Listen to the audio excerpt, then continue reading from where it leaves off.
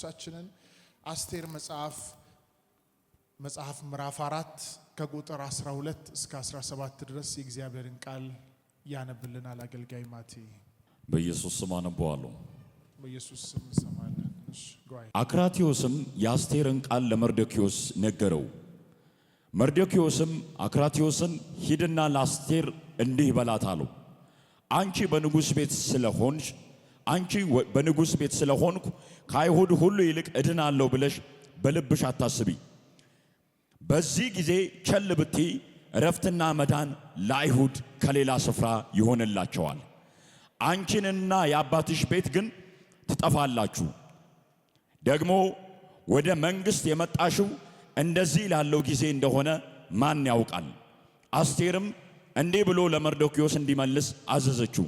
ሂድ በሱሳ ያሉትን አይሁድ ሁሉ ሰብስብ፣ ለእኔም ጹሙ። 3 ቀን ሌሊትና ቀኑን አትበሉም አትጠጡም። እኔና ደንገጥሮቼ ደግሞ እንዲሁ እንጾማለን። ምንም እንኳን ያለ ሕግ ቢሆን ወደ ንጉሡ እገባለሁ፣ ብጠፋም እጠፋለሁ። መርዶክዮስም ሄዶ አስቴርን እንዳዘዘችው ሁሉ አደረገ። 16 እና 17 አንብበለን። ሄደ በሱሳ ያሉትን አይሁድ ሁሉ ሰብስብ፣ ለእኔም ጹሙ። 3 ቀን ሌሊቱንና ቀኑን አትብሉም አትጠጡም። እኔና ደንገጥሮቼ ደግሞ እንዲሁ እንጾማለን። ምንም እንኳን ያለ ሕግ ቢሆን ወደ ንጉሡ እገባለሁ፣ ብጠፋም እጠፋለሁ። መርዶክዮስም ሄዶ አስቴር እንዳዘዘችው ሁሉ አደረገ። ሃሌሉያ አሜን። ቁጭ በሉ። ጌታ ኢየሱስ ይባርካችሁ። የመጨረሻ በዚህ ትርጉም አነባለሁ።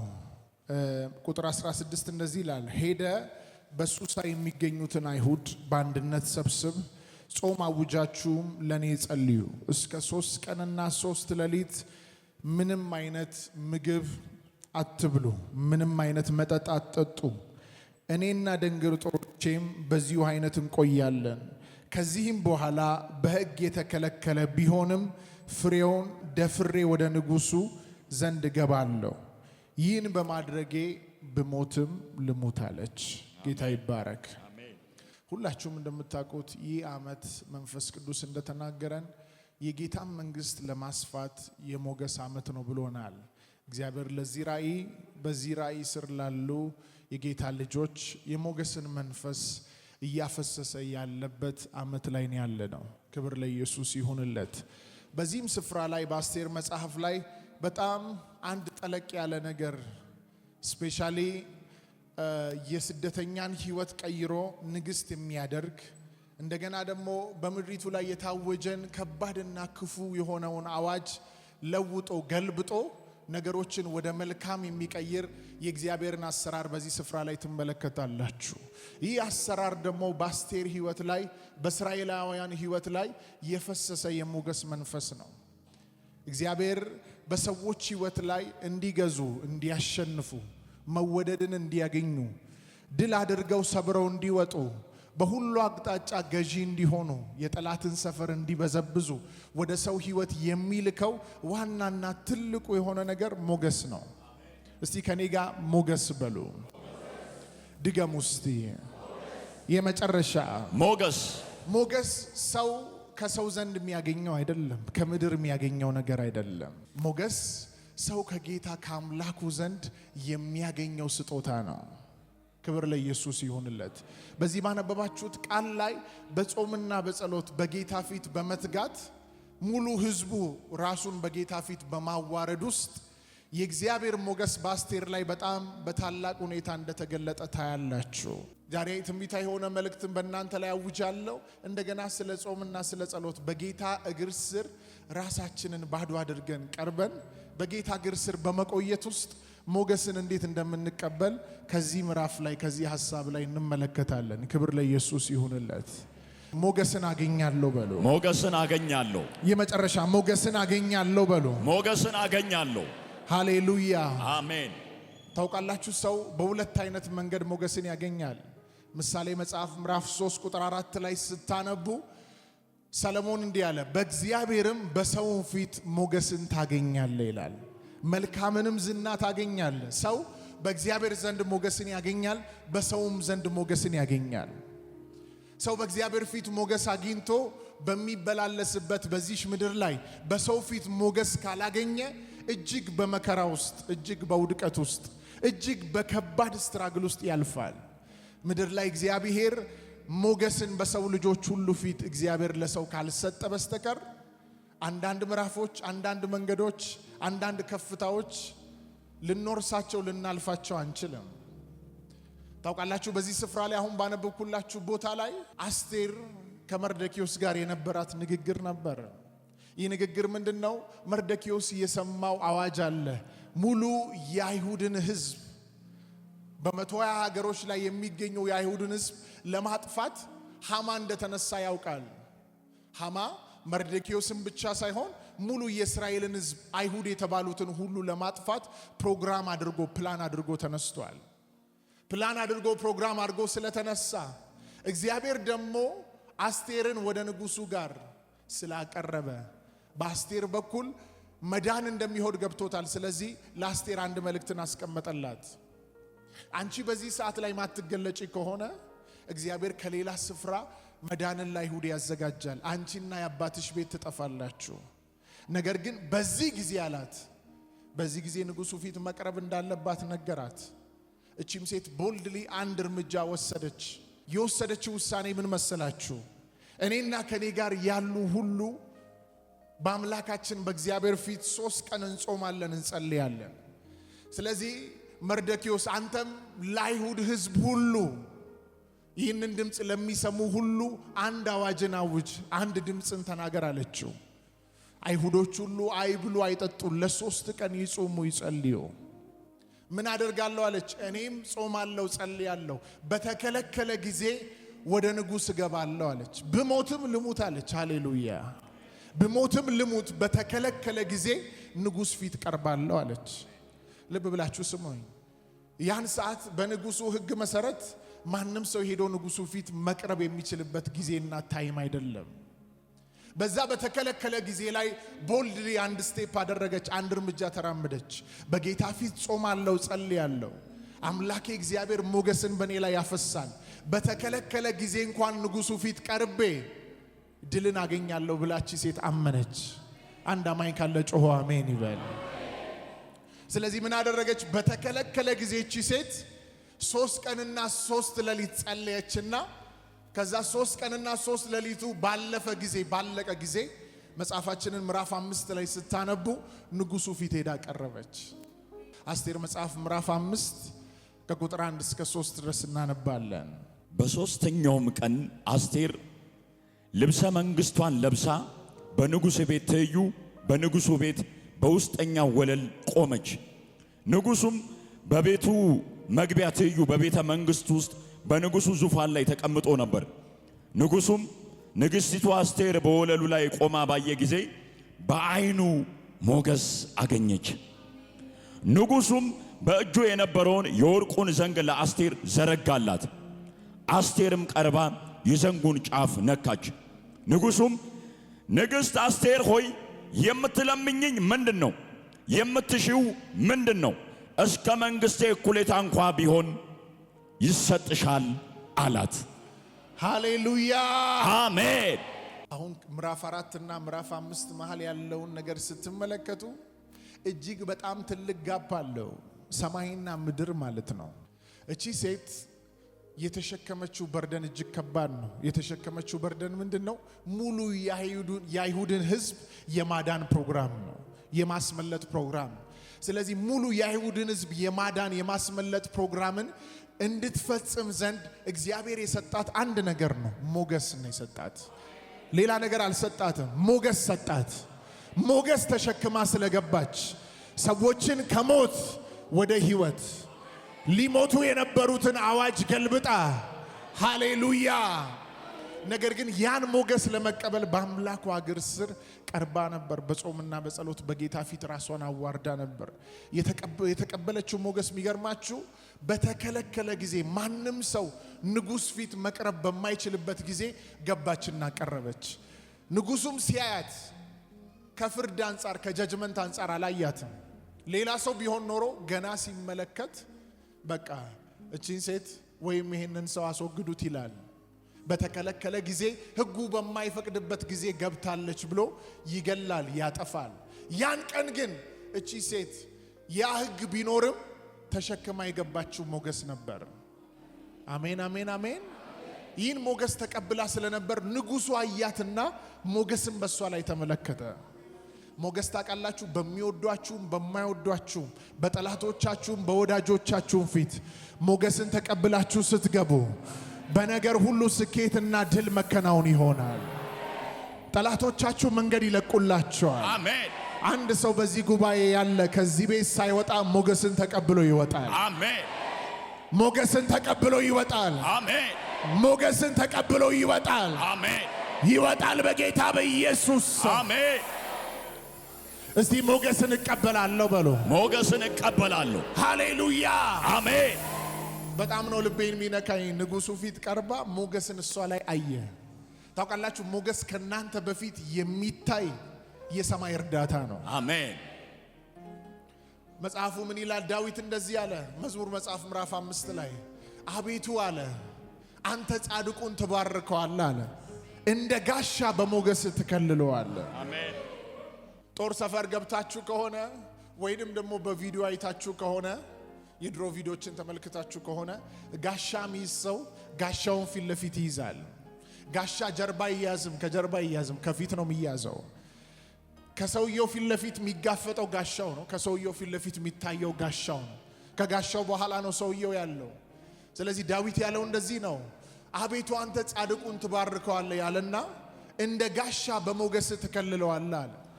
አስቴር በሞገስ ተከልላ ስለገባች ከሩቅ ንጉሡ ሲመለከታት ሞገስ አየባት። አሜን። ከዛ የወርቅ ዘንግ ዘረጋላት። አሜን። መዘርጋት ብቻ አይደለም፣ አስቴር ሆይ ምን ፈለግሽ አላት። አሜን። እሷ የፈለገችውን ሳትጠይቅ ምንድነው የፈለግሽው አላት። ይደንቀኛል። ከዛ በኋላ የተናገረው ነገር ጠይቂኝ፣ ምንድነው የፈለግሽው? የመንግስቴን እኩሌታ ሳይቀር ሰጥሻለሁ አላት። አፓራዶስ አሜን። ባራካዮሳ የመንግስቴን እኩሌታ ሳይቀር እሰጥሻለሁ። አንድ ንጉሥ ዘሩ ላልሆነች የሀገሩን ቋንቋ በሚገባ ለማታቅ ስደተኛ ሆና የመጣች በስደት ተገዝታ ለመጣች ሴት የወርቅ ዘንግ ዘርግቶላት የመንግስቴን እኩሌታ ሳይቀር ሰጥሻለሁ አላት። አሜን። ይህ የምን ውጤት ነው አባቴ ብሩካን? የሞገስ። እስቲ አንድ ሰው ጮሆ ሞገስ ይበል። ሞገስ። አስቴር ሞገስን ተቀብላ ስለነበረ በንጉሡ ዘንድ የወርቅ ዘንግ ተዘረጋላት። በተከለከለ ጊዜ ገብታ የማይቻልን ቃል ተቀብላ ወጣች እቺ ሴት። አሜን። በሙሉ በዛን ጊዜ በነበሩ በ120 ከተማ ላይ ያሉ አይሁዶች ሊሞቱ ሞት ተደግሶላቸው ያለ በዚህ ሴት ምክንያት እቺ ሴት ሞገስን ተቀብላ አዋጅን በአዋጅ ገለበጠች። አሜን። አንድ አማኝ ካለ ጮሆ አሜን ይበል። አሜን። እስቲ እጃችሁን ከፍ አድርጉና በሞገስ ወጣለሁ በሉ። በሞገስ ወጣለሁ። በሞገስ ገባለሁ። በሞገስ ገባለሁ። ከዚህ ቤት ስወጣ በሉ። ከዚህ ቤት ስወጣ ሞገስ ይጨመርልኛል። ሞገስ ይጨመርልኛል። ሞገስን ተቀብዬ እሄዳለሁ። ሞገስን ተቀብዬ እሄዳለሁ። የተከለከልኩትን ነገር ሁሉ አገኛለሁ። የተከለከልኩትን ነገር ሁሉ አገኛለሁ። የተዘጋን በር ከፍታለሁ። የተዘጋን በር ከፍታለሁ። ሃሌሉያ አሜን።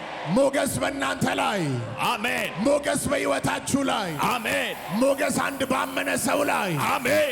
ይገለጥ። አሜን። ይገለጥ። አሜን። ይገለጥ። አሜን። እስቲ ጩና ሞገስ በሎ። ሞገስ። የመጨረሻ ሞገስ። ሁላችሁ ሞገስ 10 ዓመት 20 ዓመት 30 ዓመት 5 ዓመት በሕይወታችሁ ላይ እየተፈራረቀ ያለውን መከራ በአንድ ሰከንድ ይበትነዋል። አሜን። አዋጅን በአዋጅ ይገለብጣል። አሜን። የተዘጋን በር ይከፍታል። አሜን። በጠላቶቻችሁ ሰፈር ገዢ ያደርጋችኋል። አሜን። ባዷችሁን ገብታችሁ ወርሳችሁ እንድትወጡ ያደርጋል። አሜን። ያደርጋል። አሜን። ያደርጋል። አሜን። በዕዳ ውስጥ የነበረውን ለሰው የማይተርፈውን በዕዳ ውስጥ የነበረ በመከራን የነበረን ሰው ሞገስ ያገኘው አበዳሪ ያደርገዋል። ለብዙ ትውልድ እንዲተርፍ ያደርገዋል። አሜን። ሁል ጊዜ በሕይወታችሁ ላይ በጣም ላይፍ ዲፊካልት ሲሆን በሕይወታችሁ ዙሪያ ብዙ ሁኔታዎች ሲነሱ ሰርታችሁ ብላችሁ ከናንተ የሚጠበቀውን አስተዋጽኦ ሁሉ አድርጋችሁ ውጤትና ፍሬያማነትን ስታጡ ሁሉ ጊዜ ማረግ ያለባችሁ መጮህ ያለባችሁ ለሞገስ ነው። ከኔ ጋር ናችሁ? ለሞገስ ነው። እኔ አሁን አንዳንድ እግዚአብሔር የሰጠንን ከፍታ ሁሉ ጊዜ ሳስብ ያለ ሞገስ አይቻልም ነበር። ያለ ሞገስ አንዳንድ ጊዜ የማትወጡበት ከፍታ አለ።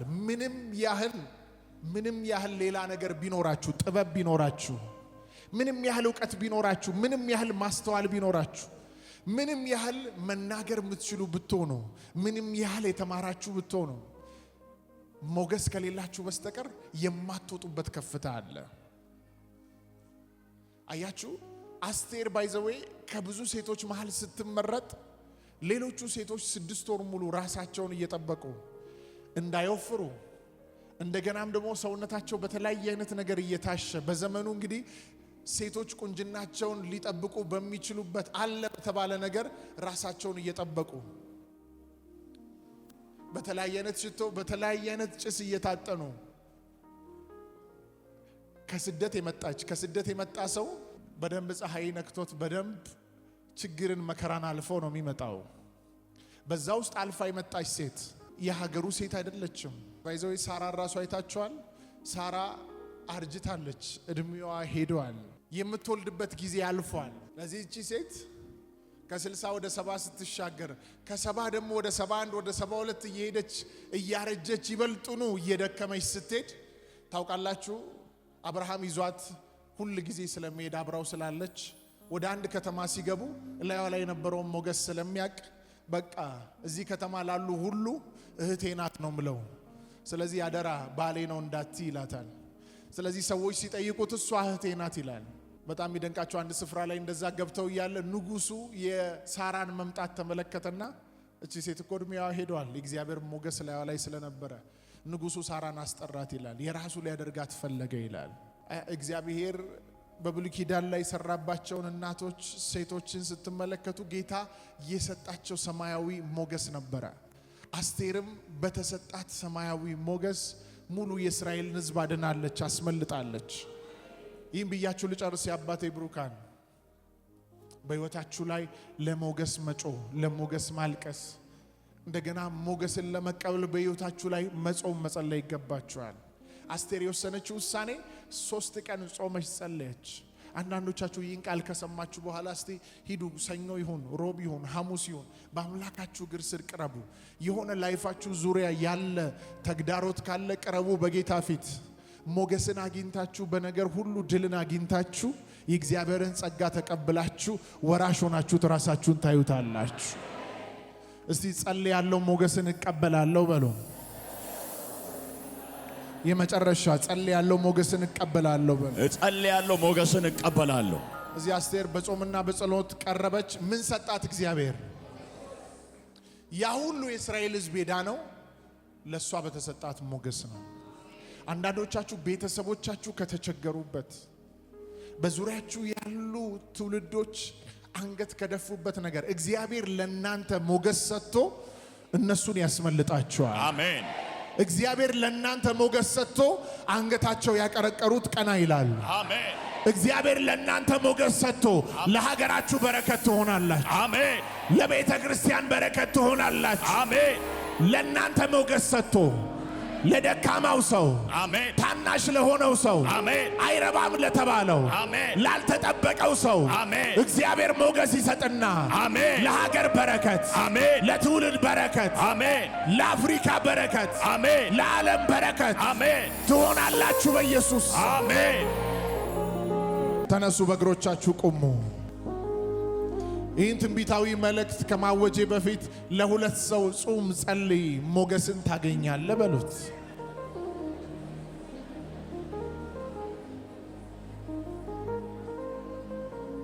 ከአስቴር ሕይወት ባጭሩ የምናየው በጾምና በጸሎት ሰው ምንን ያገኛል? ሞገስን ያገኛል፣ ሞገስን ይቀበላል።